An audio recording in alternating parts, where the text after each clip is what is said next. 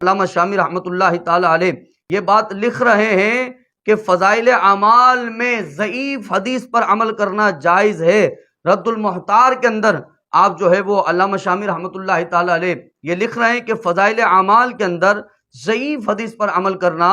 جائز ہے، اور یہ بیان کر رہے ہیں کہ انہ فی فضائل الاعمال یجوز العمل بالحدیث الضعیف۔ آپ فرماتے ہیں ضعیف حدیث کے ساتھ عمل کرنا جائز ہوتا ہے فضائل اعمال کے اندر۔ تو مجھے یہ بیان فرمائیں، اتنی شدت اور اتنا زیادہ جو ہے وہ رسول اللہ صلی اللہ تعالی علیہ وآلہ وسلم کی مخالفت کرنا اور اہل سنت و جماعت پر شرک اور بدعت کے فتوے لگا دینا، یہ کہاں کا دین ہے حضور والا؟ کہاں کا دین ہے؟ آپ کیوں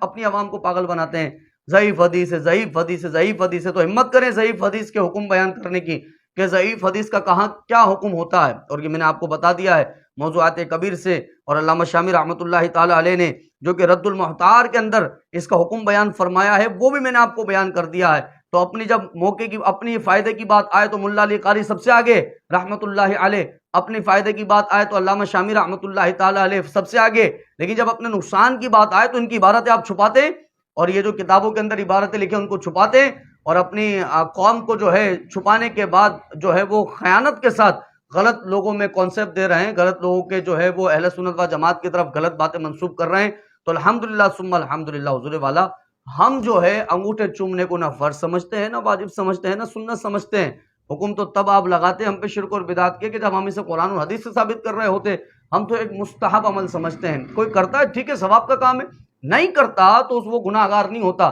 لیکن مجھے یہ بیان فرمائے کوئی مستحب عمل کر رہا ہو اس پر آپ شرک کا فتویٰ کہاں سے لگائیں گے؟ اس کو مشرک آپ کیوں ٹھہرا رہے ہیں؟ وہ مستحب عمل کر رہا ہے، اس کو آپ نے جو ہے وہ بدعتی قرار دے دیا ہے، اس کو آپ نے ڈائریکٹ مشرک کہہ دیا ہے۔ معاذ اللہ ثم معاذ اللہ محبوب کے نام پر انگوٹھے چوم رہا ہے تو کب حضور کو خدا سمجھ کے چوم رہا ہے؟ مجھے بیان فرمائے کسی سنی نے، آپ کو کوئی سنی ایسا ملا ہو جو یہ کہے کہ بھئی اذان کے وقت جب حضور کا نام آتا ہے نا تو ہم معاذ اللہ ثم معاذ اللہ رسول اللہ کو خدا سمجھ کے جو ہے وہ انگوٹھے چوم رہے ہوتے ہیں؟ کبھی ایک دکھائیں نا، آپ ہمیں بھی تو دکھائیں تاکہ ہمیں پتہ لگے ہاں بھئی ہمارے سنی جو ہے وہ محبوب کریم صلی اللہ تعالی علیہ وآلہ وسلم کے نام کو خدا کا نام سمجھ کے معاذ اللہ ثم معاذ اللہ نقل کفر نباشت جو ہے وہ چوم رہے ہوتے ہیں۔ تبھی تو جا کے پھر ہم سوچیں گے کہ ہاں آپ کے حساب سے وہ مشرک ہے۔ حضور والا بنا بات کے جو حضور کے نام کو محبت سے چومیں، آپ اسے شرک کا فتویٰ لگا دیں، آپ اسے جو ہے وہ بدعتی ہونے کا فتویٰ لگا دیں، تو آپ خدا کا خوف کریں۔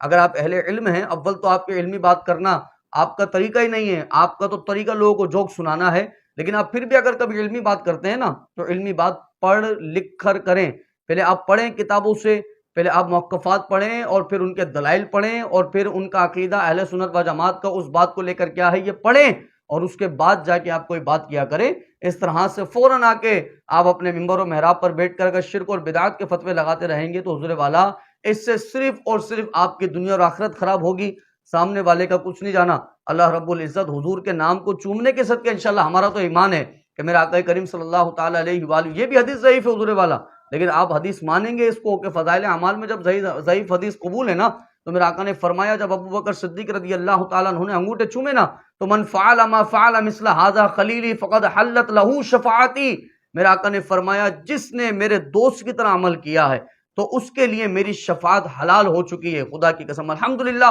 کل بروز قیامت ہمارا ایمان ہے کہ اسی صدقے میرا آقا کریم صلی اللہ تعالی علیہ وآلہ وسلم ہماری شفاعت فرمائیں گے۔ تو الحمدللہ ہم انگوٹھے چوم کر مشرک نہیں ہیں، ہم بدعتی نہیں ہیں، ہم تو انگوٹھے چوم کر ہمارا ایمان ہے کہ ہم محبوب کریم کی شفاعت کے مستحق ہو رہے ہیں۔ تو اللہ تبارک و تعالیٰ آپ کو ہدایت نصیب فرمائے اور ہمیں بھی ہمیں جو ہدایت کے راستے پر چلنے کی توفیق نصیب فرمائے اور ہمیں ہدایت کے راستے پر قائم و دائم رہنے کی توفیق نصیب فرمائے، حق اور سچ بولنے کی توفیق نصیب فرمائے، سب کو عمل کی توفیق نصیب فرمائے، آمین بجاہ نبی الامین صلی اللہ علیہ وآلہ وسلم۔